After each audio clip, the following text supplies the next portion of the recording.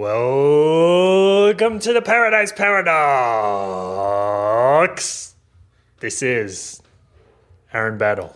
I'm back.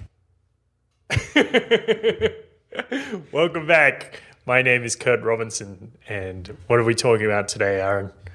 To put you on the spot. Yes. No, today we are going to talk about the elusive fourth to fifth to ninth dimension that seems to swallow up missing things and Socks. replacing them. Socks, keys, towels, whatever. Spontaneous disappearance and reappearance, or spontaneous appearance in general. Towels, USB sticks, socks.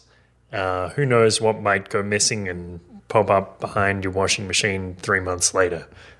It's The how. mystery. The why. Is it interdimensional play? Is it aliens? Is it simple carelessness? I think Bashar is stealing your socks. I don't even know why he needs socks. He doesn't even, or does he? I need to be informed. That's all. Yep. Okay, so like us on Facebook, press like, hover over the like button, press get notifications, stay in touch. Press like on YouTube, press subscribe on YouTube, subscribe on iTunes, Pocket Cast, Podcast Addict, and head on over to our website. There's a lot of great content on there, interesting stuff, Bitcoin information, interviews with fascinating folks, and you can leave us a comment on there. You can also give us a donation, give us a tip. Suggested tip is $1 per episode that you like, but don't let that limit you. You can give more, you can give less. You can give us 1 cent donated by Bitcoin, a micropayment, if you like. So just get involved. Do something with your life. Yeah. We're giving you that opportunity. Be the person you are meant to be. Make your life a great one. I recommend it. It's a good thing to do. And you can hit me up on Twitter. I'm at TroubleBubble. You can catch me at BattleAZ. All right, so let's get into it.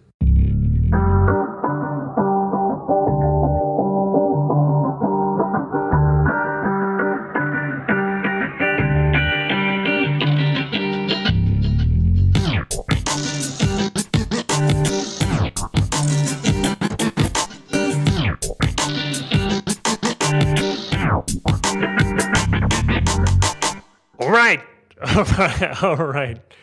I didn't know how to start this. Okay. It's going to get weird, so just go for it. Let's get weird. How's it going, Aaron? Everything's good, but coming off last episode, I still feel weird. I still feel like time's going too quick. All right. The last episode is we might not upload these sequentially, but so the last episode, the one where we were talking about weird shifts in consciousness and the things changing in your mind and reticular activating systems. Yeah, I mean there's nothing crazy. I'm not losing my mind. I mean, family, friends, don't be worried. Don't send help or anything. But you, I mean, I don't know. Maybe I'm working too hard. I doubt it. We're working too hard. What are you doing for work right now? Actually, well, I'm the house husband.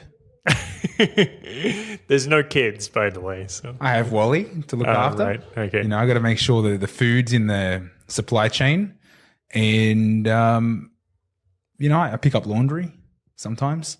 Okay. That's good. That's important work you're doing there. I don't know. I'm very busy. I'm very busy. There's a lot going on. Yeah.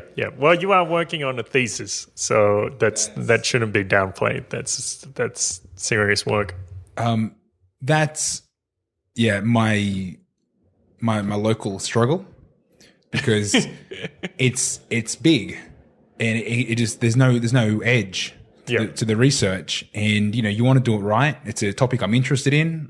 Bitcoin, you just see every day there's something else to put into it. There's another player. There's more action, and it's going to be, when I finish this, I'm going to be one of those guys that go, come up with a little speech and say, thank you to mum and dad and my beautiful wife, because it's a big deal. We're doing research. Yeah. Like it's not hard. I was thinking of this the other day. It's not hard. It's just it's like this elusive. It's like trying to pick up jelly, but you're drunk or your hands got pins and needles. It's like it's like you're doing it, but it's not happening. Like trying to nail jelly to a side of a tree. Something like that. Yeah. But I mean, I've got friends that have done it, so just I guess it's possible. Just keep doing it. We'll eventually. And this is the thing, because I'm saying I feel weird. Like time's gone very quick. Yeah. I feel like it's Friday nearly every day. I don't understand where my week goes. I'm coming off crazy. I know, but something's happening. Have you actually decided the subject of your thesis? It's going to sound very broad. Okay. I'm exploring disruptive innovation. That's it. That's it. Okay, that is quite broad. So are you actually like going to go through past technological innovations that have disrupted in industries and do like a case study on them? And then you're going to look at more modern technology which are going to disrupt, we expect to disrupt industries and follow those. Okay. Yeah. See, the problem here is my interest is obviously in the future and how Bitcoin, or basically blockchain, is the technology, how it's affecting everything, and how it's opening doors to affect things now. But then I'm looking at going, well, this is also going. I mean, this isn't going to last. It's going to affect things later as well. So it's like I need to draw limits, but at the same time, I mean, looking at past disruptors, it's pretty difficult to make the comparison. I mean, Bitcoin is not like a light disruptor, like for example, Kodak going from analog to digital or something like that, or like we're talking about. Well, people like Stefan Molyneux compared it to the combustion engine in the level of disruption that it's probably going to cause. So, you have whole industries, and not just one industry, but you have horses and horse trainers and stables and stableries, the stable hands and buggy whip manufacturers and carriage manufacturers, all this horse drivers, all that kind of thing, all disrupted. All of these people having to find other work. So that's a scale of disruption that we're looking at. Yeah, that's a pretty good comparison, except that I mean we're not in it. Yeah. So it's hard to measure, and you think that would have happened over how long? Like over 5 or 10 years, maybe 30 years. I don't know. 30 I mean, sounds reasonable. Yeah. I feel like Bitcoin's going to wrap up in 5. Like I feel like every day I'm waking up and it's totally different. I mean, this is because I'm in my bubble of news. Like my emails come in, they're talking about blockchain. My Facebook, everyone's talking about blockchain. My Twitter, I'm only following financial tech. It's like this is my everyday. So for me, it's like slow down. Everyone else is like just going to work and picking up the kids and feeding the dog. You know what I mean? So it's not. So maybe it's not going as fast as I think it is, but it seems like that because every day there's something else happening. Yep. Well, that's always the risk when we get like structure the world around us, so we're getting information from one particular perspective, and then we get shut off to other things. It's it's a dangerous. It's a pitfall in the human experience, I suppose. One thing that I've learned though is that I don't mix social and work anymore. Okay. Because people are sick of hearing my rants about, what this bank's now doing, or, what blockchain's going to be capable of doing, or what it's going to be like to have anonymous something. It's like, I'm not, if I don't shut off work, it's difficult to carry myself as like a normal person talking about normal stuff. And it's my fault because I immersed myself in this. And sometimes you wonder why did you do that? You know, you don't want to hang out with people anymore.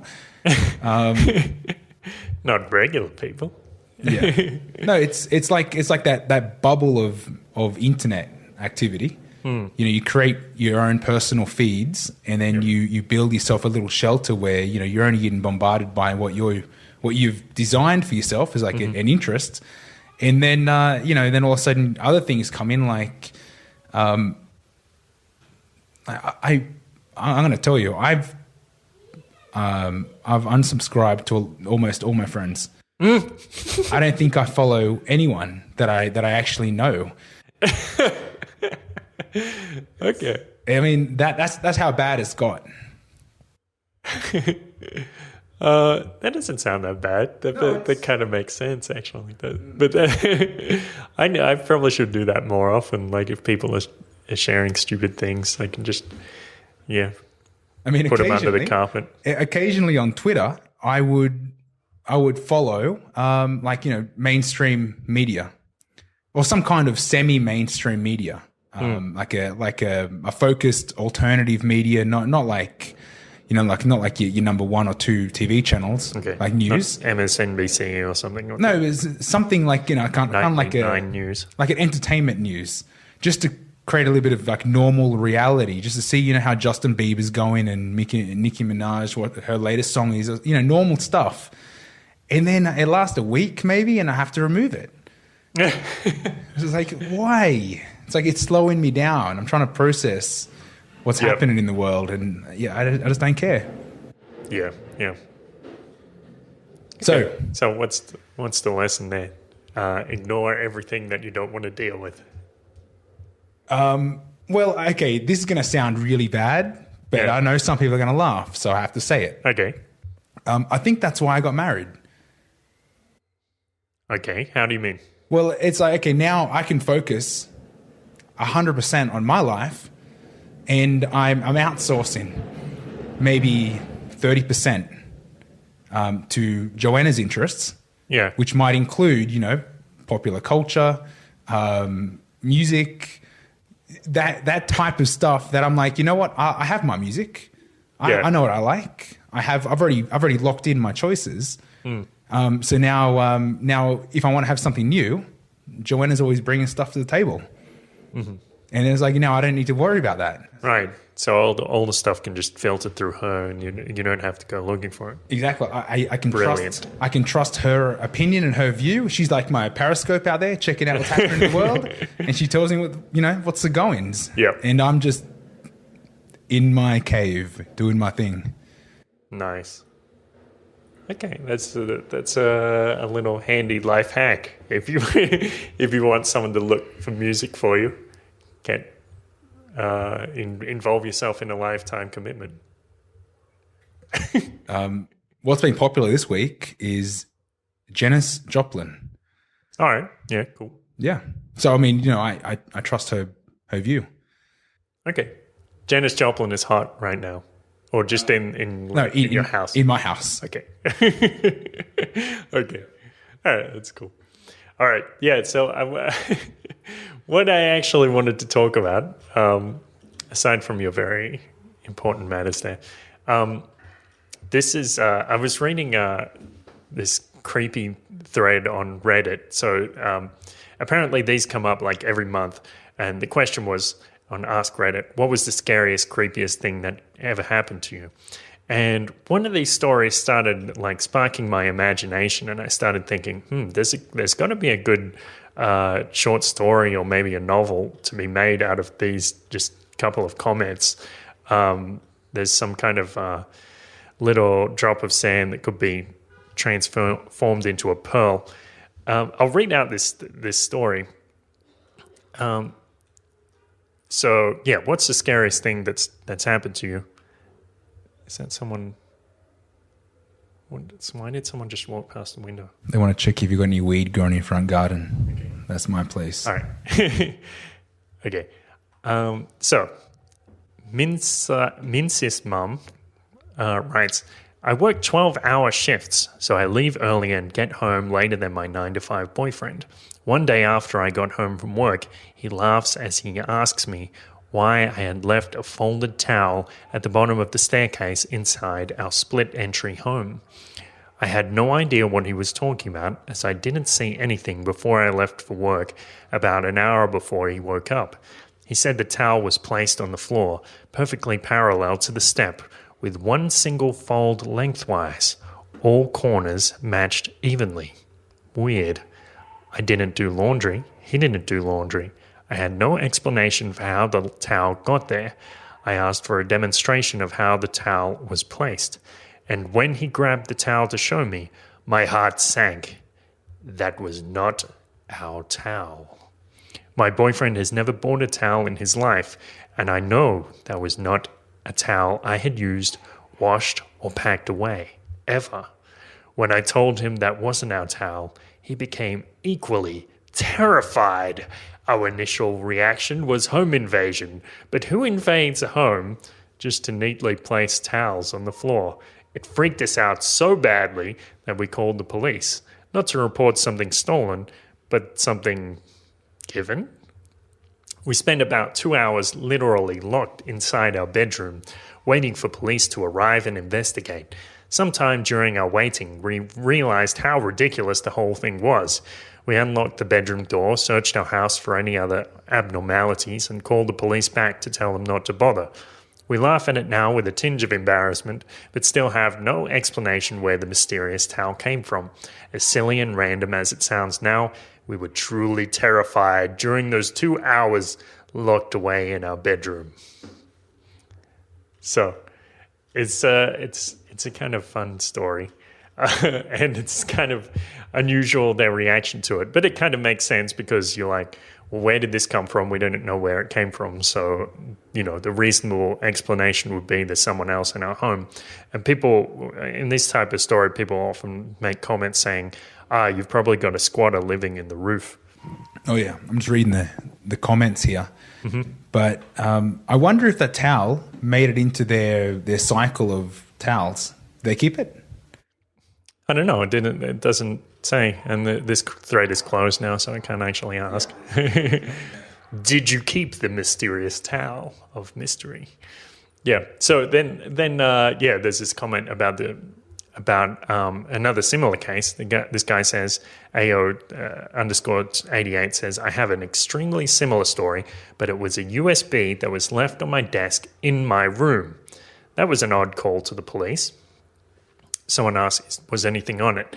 He says, it was random work files for a company in Ohio who also had a location in England. It was all very bizarre. I also didn't mention I was home during the whole time, asleep in the middle of the day. So this guy, looks at his desk, everything's normal, nothing to worry about, goes to sleep, has a nap, and when he wakes up, there's this mysterious USB sitting there. He said he called the cops and they took the USB. Never got a call back about anything though. So my friend Luke showed me this story and he said, the other day, like weeks ago, I called the cops because there was a crack pipe and a bunch of crack just sitting in the hallway, and they never showed up. So this guy, is the question starts to pop, like bubble up to the top of my mind. Like, was this USB some part of some conspiracy? This actually got secret government files. It was part of a teleportation experiment.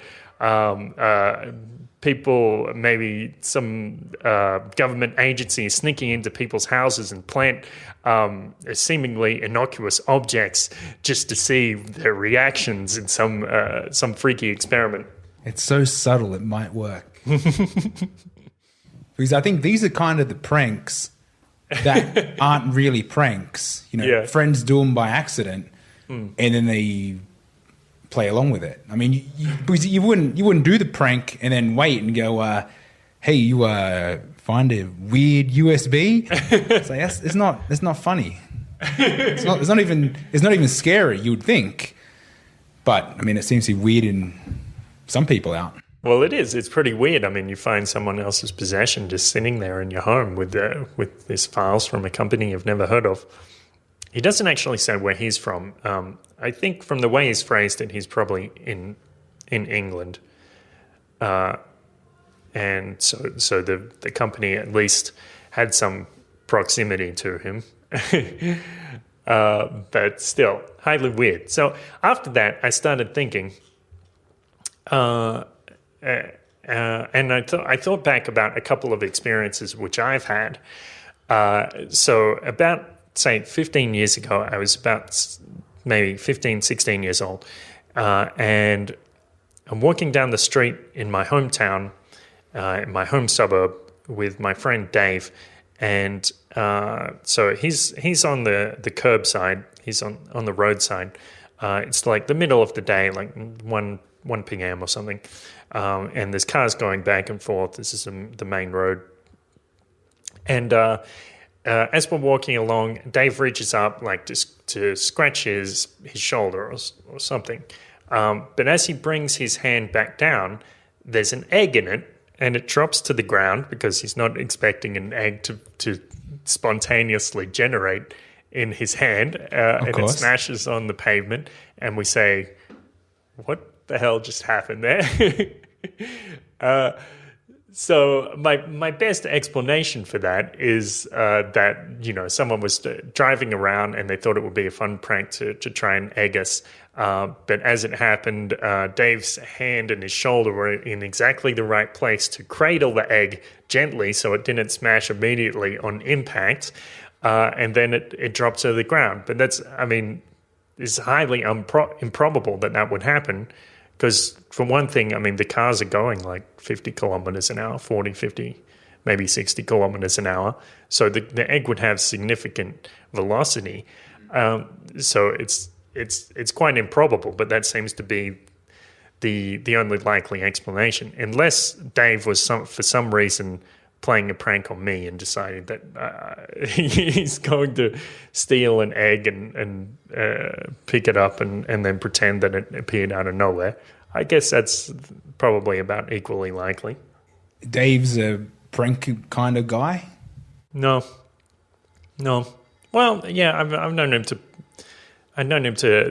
play a prank on me maybe once. Yeah. When he got me to install a Trojan horse on my computer and then look through and steal all my porn. It's a good prank. with solid reward. Yeah. Payoff. Okay. Jackpot. So I don't know about the egg. I don't know how that would come about. It seems like there's some information missing. Or there's an insider here that had something more to do with the prank because... Yeah, an egg from a car is usually pegged at you, a lot of speed. Yeah. Could have fallen. Were you walking on trees? Was there a chicken above you, something? No. No chickens. Was there a chicken? This is a question to ask in like a courtroom. Well, Mr. Witness, let me ask you this. Was there or were there any forms of poultry at that moment hovering around you? Feathered.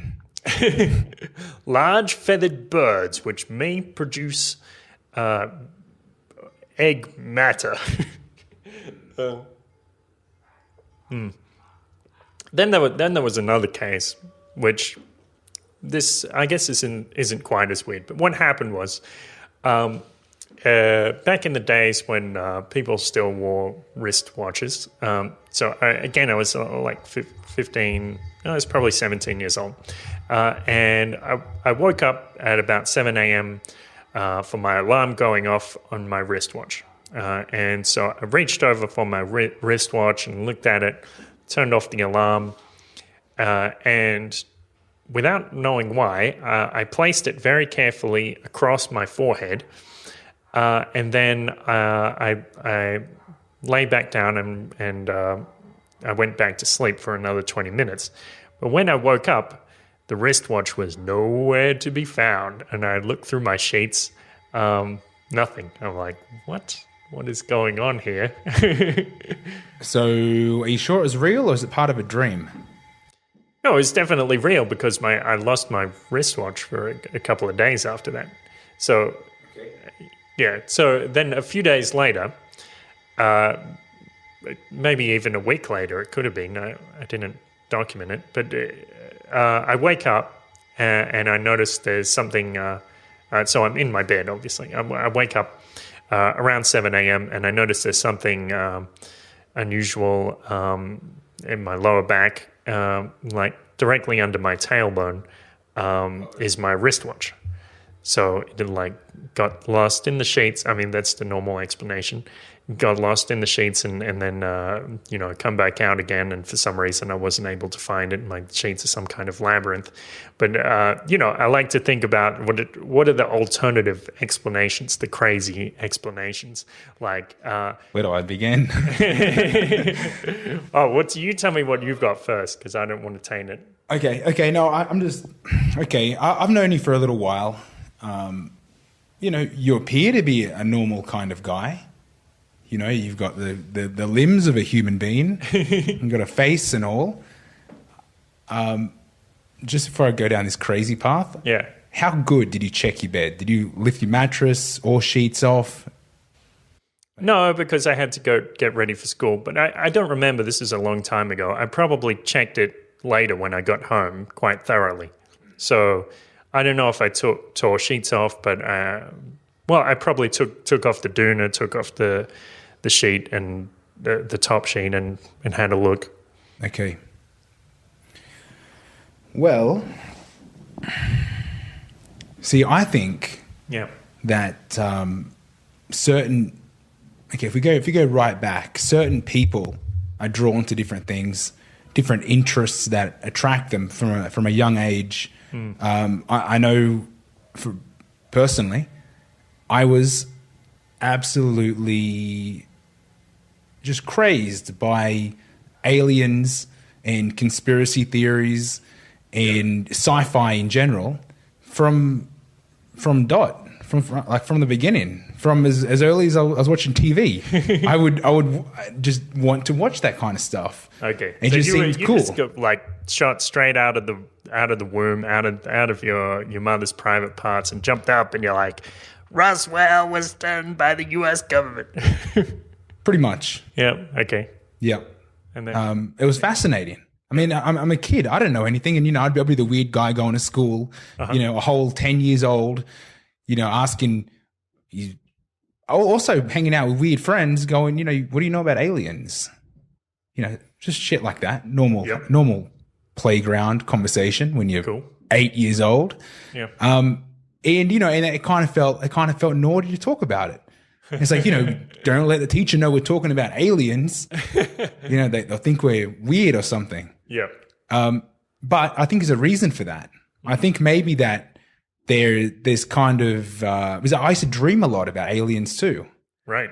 And it scared the shit out of me. I was terrified, but I kept going back for more. It's kids, who knows? You kept opening that dream door. Yeah. I mean, I remember having a dream where I was just my house, normal, back, say Newcastle terrace, and everything was normal except like my bro would slam the door shut.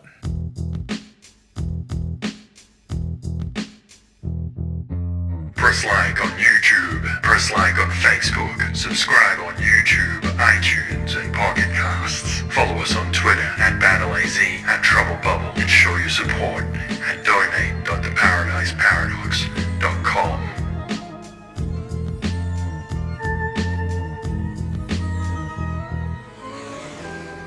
This was just a dream. It didn't really happen. Okay. But so not my room, my brother's room. The door's shut. And he's like, you can't go in there. Why not? Aaron, just don't go in there. And I'm like, well, Benny, I'm going in there. All right. So I've pushed him out of the way. I've opened the door. And there is like, you imagine little alien grey, quite common on most alien movies. Maybe 2 foot tall, like, short. Maybe 2 foot tall.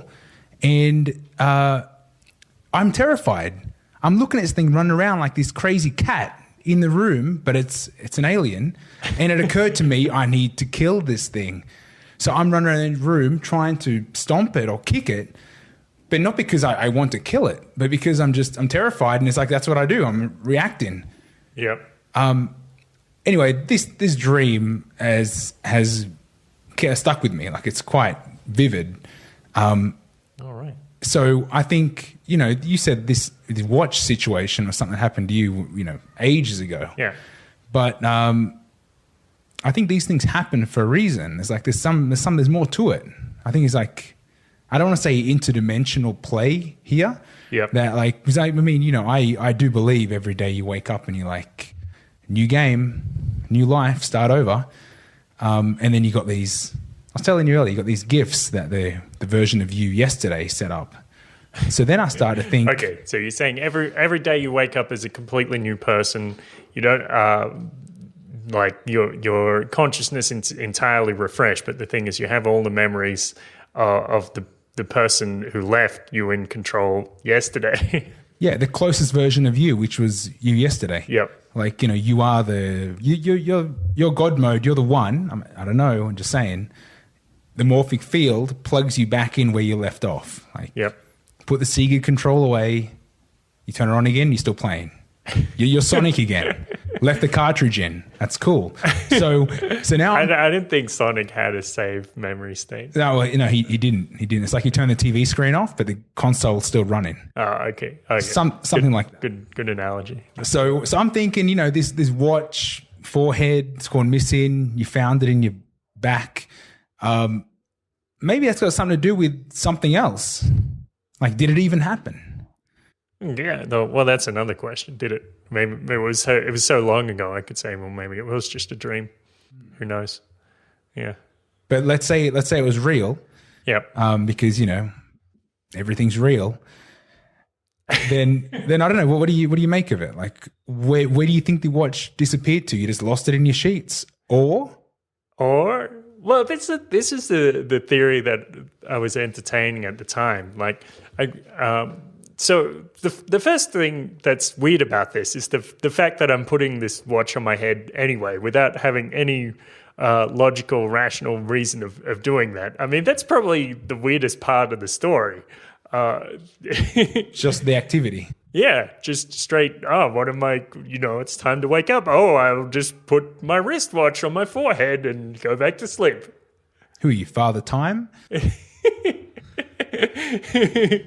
Maybe you're asking for 5 more minutes. Yeah, like praying to the wristwatch, like it's my oracle. Yeah. Okay, so that's one thing.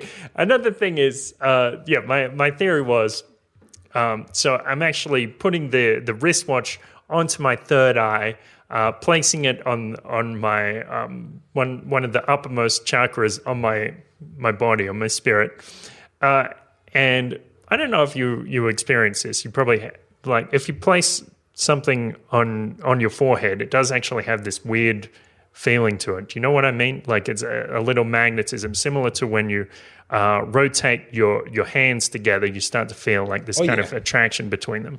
Yeah. And if you touch your forehead, you can actually feel something similar. Anyway, so I'm feeling this like the metal against my the metal of the back of the wristwatch against my forehead. So it's like slightly numbing my forehead, and so I imagine, or so I experience as I'm having this experience of my third eye chakra actually opening or becoming aware or something. So my theory is like that my third eye actually opened, absorbed the energy from the wristwatch, and then later, and actually my body just naturally it worked through my body and excreted it out of my root chakra. So it came through the other side. So it was like eating this object with my third eye and then shitting it out. Chakra consumption. Yeah. Okay, this is pretty interesting because the activity you said was weird in the first place, to put the watch on your forehead. Yep. Fair enough. But were you doing it in a sleep state, Yeah, like I was sleepy, yes. somewhat unconscious, or like a Yeah, it was like a kind of reflex at the time, like, oh, what am I going to do? Put this thing on my head. I don't want to read too much into it, but You're going to give me some Freudian interpretation. Does the watch represent my mother? no, I wasn't going to go down that path. Okay. I'm not even sure what that is All right. exactly, but I'm interested. I'm thinking the fact that I got this ever since I had that dream in episode, I don't know what, about going to Peru. That dream where I was in the bocce and you were driving and lost gravity. Yep. I have. We'll put a link to that episode. Yes. I think ever since I've had that dream, Yeah. I really feel like there's something going on with like shape shifting and just shifting energy. Okay. And I mean, I've been fascinated with time. So now we're talking about a wristwatch on your forehead, chakras absorbing the item, passing it through levels. It seems pretty crazy. Okay, so that's the final verdict.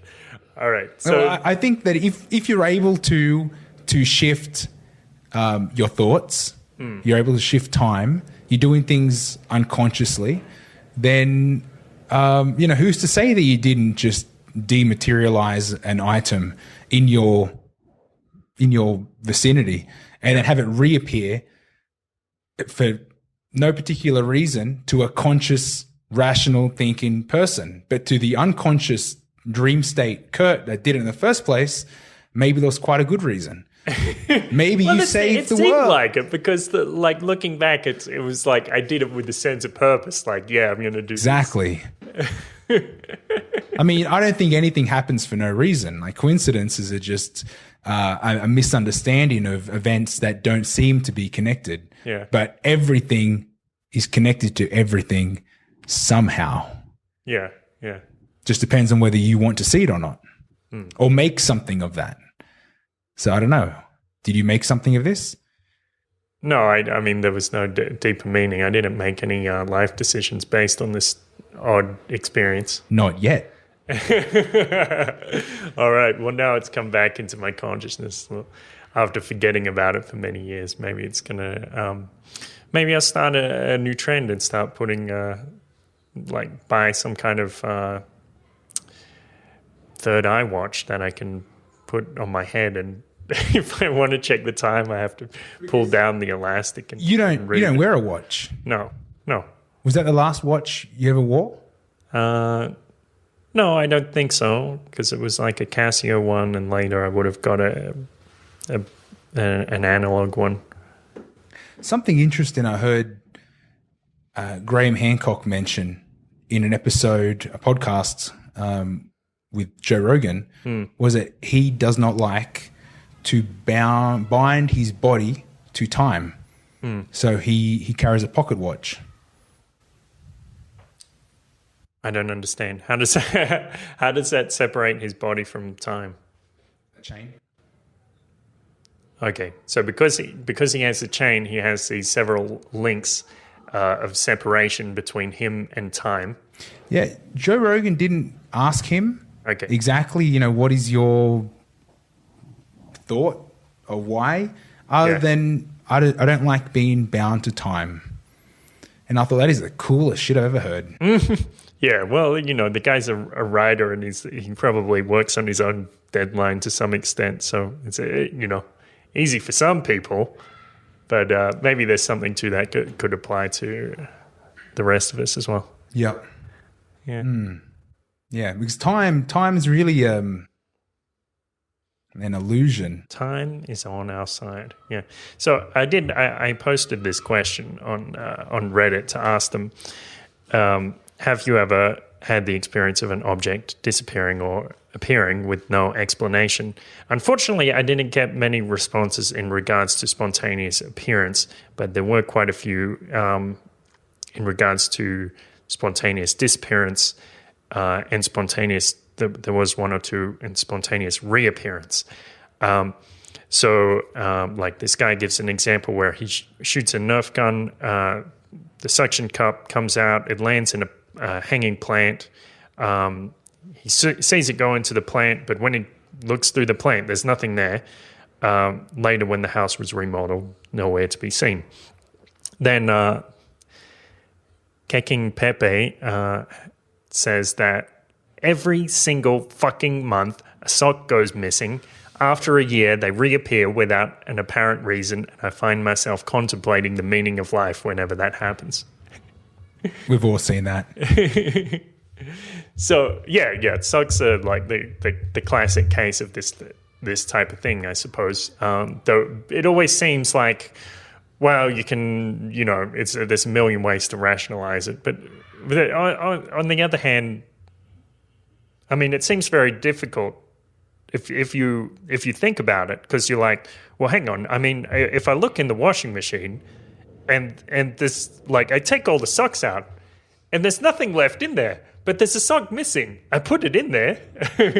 Well, you didn't count all the socks. I mean, maybe they slipped down behind the washing machine, I guess. But my pet hypothesis about this is like, according to, say, M theory or string theory, the universe has like 8 or 9 dimensions. And I'm about to say some like, someone's going to accuse me of pseudoscience here and just talking nonsense, but that's which is cool. Put it in the comments. Yeah. I want to read this. Let's say, okay, so the analogy I think of is when, like, I used to play this game, Ultima 8. These are famous games, so a lot of you probably play them. In Ultima 8, it's in an isometric perspective. So it's a 3-dimensional world projected onto your 2-dimensional screen. You can never turn the camera. The camera only comes from one perspective. So what happened was I was like broke into someone's house and was stealing shit, and I threw some keys because I was sorting out my inventory while I was ransacking the house, or as you do in these games. So I threw the keys behind the table, and after that point, because of the perspective, it was impossible to reattain those keys. So, like, for all intents and purposes, these keys have been completely removed from that universe because I couldn't get them. No other character in the game would pick up keys on the ground. So they were gone. And so my question is, with this, like, this is a 3-dimensional world with a 2-dimensional projection. We live apparently in an 8 or 9-dimensional universe, but we only view it as a 3-dimensional projection, or perhaps 4th-dimensional if you want to look at it like that. So the thing is, my question is, would it be possible for these objects just to slip behind the table in the 5th, 6th, 7th, 8th, 9th dimension, and that's why you don't see them? Yes. Okay, it is. Okay, well, we solved that one. Or the other perspective is like, say in a lot of these games, it's very easy for glitches to happen. It's especially, say, if there's a lot of commotion. So a lot of things happening at once, and somehow some object gets misplaced in the stack or whatever it is. So if you have a washing machine, you have this very complex action because all of these objects at once are going around, and they're being involved with water and detergent, and there's so many factors, so many variables going through this rather simple machine, that maybe this kind of action means that the universe just like loses track of one of them, like falls out of the array, and there it goes. Because of course people say that it's much more likely that our universe is a simulation than it is a real universe, because it's very easy to create a simulation, but it's like we can create simulations within our universe. We can create the Sims and simple rules universes where particles are flying around or something like that. Models that try to simulate the conditions before the Big Bang. So we can create all of those. They're simple universes, but they're still, in the broader definition, they're universes. So if we can make a virtually infinite number of them, so from that perspective, our universe is much more likely to be a simulation than it is to be a real universe. And so I have to wonder if there are these glitches, and maybe this is the thing, like with the sock, or another guy here mentions Darkstar5758. He says, or she says, every time anybody drops a pen and doesn't have it in their field of vision the entire time it is falling, just gone. That's it. Never see that pen again. And I'm sure everybody's had that experience. But you can find the pen again. Yeah, it's possible, but sometimes they're just gone forever. And those socks, sometimes they come back. Yeah, like with this gentleman. Yeah. Well, the aliens that I follow on YouTube, they told me that there's 9 dimensions. Okay, which aliens? I mean, can you name a channel where you follow some aliens? Oh, well, there's Daryl, can't remember his surname. He channels a guy named Bashar. Ah, right. Okay. Right. Gotcha. He, it's interesting. Yep. He mentions there's 9. He's quite confident that there's 9. I think he alludes that there's more, but, don't confuse the humans. Give them 9 to play with. They can only see 3. Let's little baby steps here. But you're saying there's a glitch in the 3 dimensions, which could be like the icing on the cake. Yeah. On top of the other dimensions where there's like dark energy, matter, other obscure. Yeah, who knows? From our perspective, we have no things. Idea what's going on beyond, Exactly. Under the surface. So, I mean, if you can carry the faith that everything happens for a reason, and that if we're capable to see what's You lost happening. those socks for a reason. Let's take comfort in that. Well, it's like a little personal challenge. I'll tell you a quick story. Okay. I am the house husband. I look after the washing. Yep. It's like one of my duties. I don't wash. Like I don't. Not that I don't like to. I don't want to. It's just that I don't do a good job. Something that I couldn't master. Maybe later. I don't know. So I take the washing to the laundromat, and there's a lovely lady there that takes care of my washing. And in the beginning, I always thought it'd be nice to take an extra 5 to 10 minutes to go through and sort my washing, check the pockets for money, turn the jeans that I don't want to fade inside out, and make sure that the socks are paired so that I don't send her a one sock wonder. Because that is like, what do you do with one sock? Well, I wash it anyway. I'm just doing the service.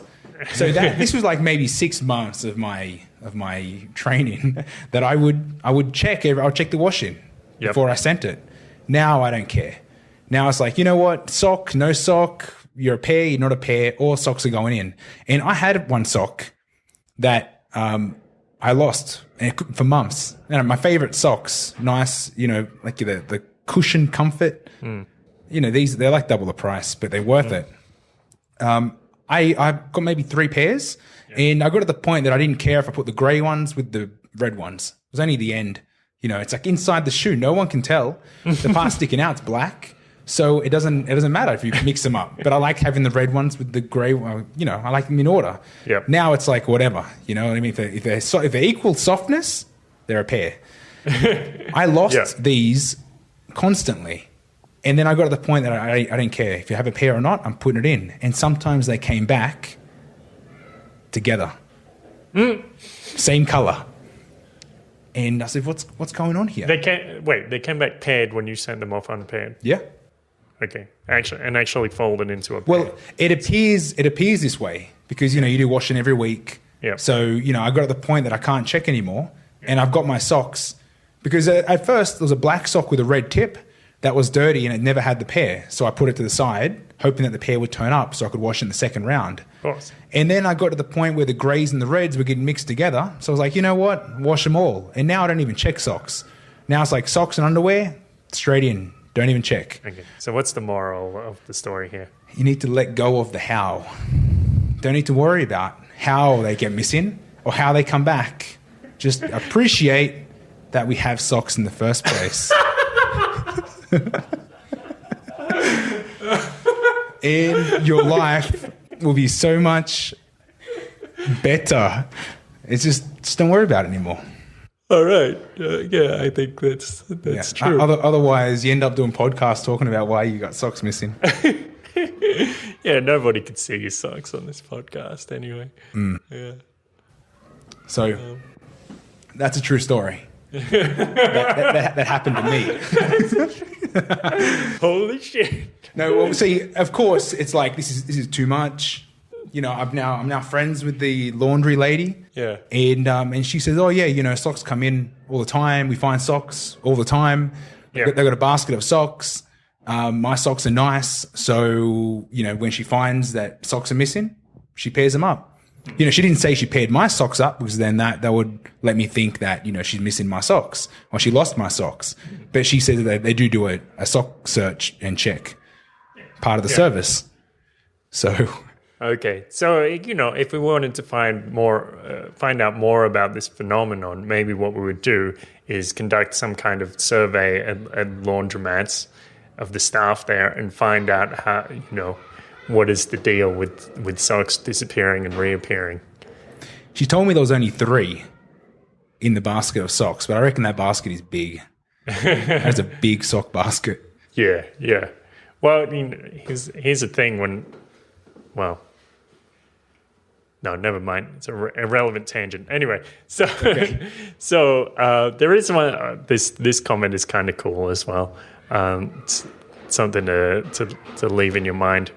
When you're half asleep and you grab a book to read, then realize you're dreaming, and the book you were just reading doesn't even exist. Now it's gone. Happens more than it should. From Lord Passerine. Yeah. That's nice. Yeah, it's kind of poetic, kind of disturbing. Like, like you imagined an entire book, and then, oh wait, I forgot. I'm not even in that reality. I'm somewhere completely different. So, take your medication? Oh, I mean, it's nice to dream. Yeah. Cool. Okay. So I guess that's all of my wacky theories on why things appear and disappear. Do you have any other ideas, Aaron? Any final notes? No, I think magical words, a little prayer. No, I'm good. All right, okay. My story. Thank you to the Lord High Sockmaster for granting us our socks today, so that we may go unbarefoot through the world. Amen. That's what you had in mind. Yeah. No, I don't know. That just came from nowhere. Okay, so my name's Kurt Robinson. Hit me up on Twitter at TroubleBubble. You can catch me at BattleAZ, Aaron Battle at BattleAZ. Yep, and the official Twitter is at DiceDocs, DiceDox. And follow us on YouTube. You can subscribe on YouTube, press like on YouTube. You can... press like on Facebook, hover over the like button, press get notifications, jump on iTunes, Pocket Casts, Podcast Addict, and you can subscribe so you can get these funky fresh episodes downloaded directly into your Androidophone, so you can charge your brain with extra delicious information from beyond the sock void. And what else? Oh yeah, buy some T-shirts. That's my pitch. Yeah, no, that's perfect. They got the message. Yeah. Thanks for the donations that have been trickling in. Never too small. Yeah, that's what I love about it. It's like donation's donation. I don't even count. Yeah. So you can send us a micropayment. You know, people send us like 25 cents by Bitcoin, and that's great. It's fantastic. Suggested donation is $1 per episode that you like, but if you want to give us less, we appreciate it. And it's to us it represents a symbol of your appreciation, and so that's something beautiful which opens up our hearts and plants a seed of rosemary. So. Yeah, and so the T-shirts, you can jump onto the paradiseparadox.com, and you see up the top there's a link that says buy T-shirts, and that'll take you through to Spreadshirt. You can see the T-shirt that we have for sale on there. It says real money, looks pretty cool. We spent a while designing that one. It has Bitcoin, gold, and silver on there, so you can represent, show your love for sound money and show your loathing for central banks and centralized authorities and centralized power structures that have caused so much suffering to the human race over the last who knows how many years. And I think that's everything. Unless you got an... I'm still wrapped up on the shirt. I mean, It's intelligent. It's real money. And it'll make you look smart. Smart as a pair of little boy's shoes. Well, smart's the new sexy. Yeah, I read that on one of those random news feeds that I had to unfollow. Great. It lasted a week. Okay. See you next time. Thanks for listening. Jump onto www.theparadiseparadox.com/98, theparadiseparadox.com/98, and show your support with a little donation. Check out the show notes at that URL web address. Funky, fresh, internet superhighway of information.